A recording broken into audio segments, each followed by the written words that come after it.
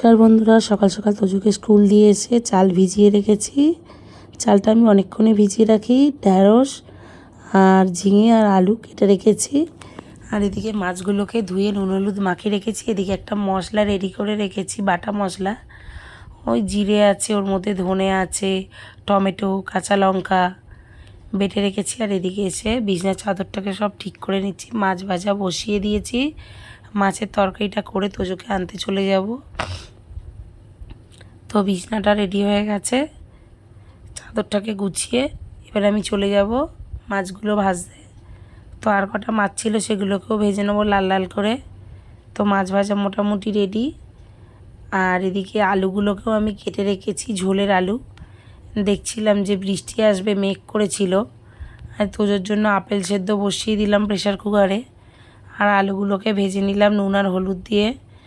কিছুক্ষণ পর যে ঝিঙেগুলোকে কেটে রেখেছিলাম সেগুলোও দিয়ে দিলাম। দিয়ে বেশ কিছুক্ষণ ধরে ভাজা ভাজা করলাম।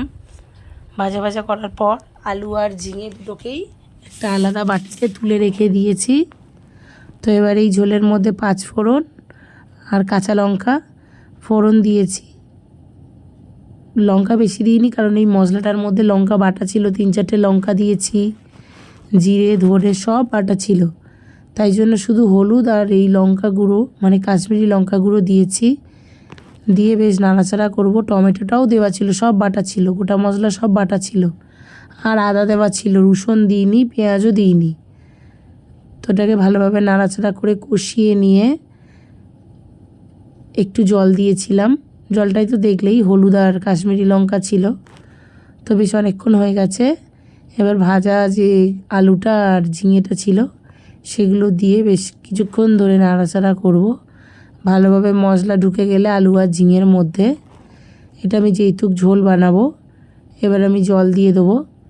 তো জল দিয়ে ফোটা অবধি অপেক্ষা করব। ফুটে গেছে, চাপা দিয়ে দিয়েছিলাম। বেশ অনেকক্ষণ পর ফুটে গেছে, 5-6 মিনিট পর ফুটে গেছে। তখন আমি এর মধ্যে মাছগুলোকে ছেড়ে দেবো। মাছগুলোকে দিয়ে আবার 5 মিনিটের মতো অপেক্ষা করেছিলাম, কারণ মাছগুলো খুব কড়া করে ভাজা ছিল। ঝোলে দিয়ে ভালো করে ফুটিয়ে নিয়েছিলাম।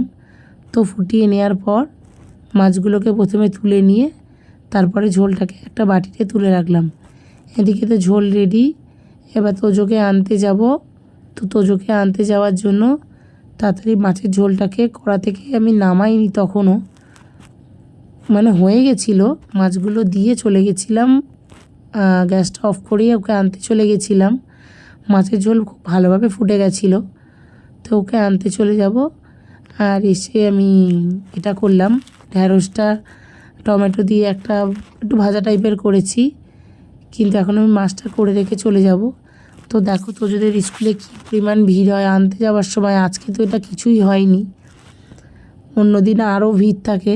আজকে এত খালি ছিল কেন বুঝতে পারলাম না, মানে অনেকটাই খালি। ভালোভাবে ঢুকতে পেরেছি, বেরোতেও পেরেছি। তো আসার সময় ভাবলাম যে একটু ওদের পাশে যে রিলায়েন্স মলটা আছে একটু ঢুকে আসি, কিছু জিনিস দরকার ছিল।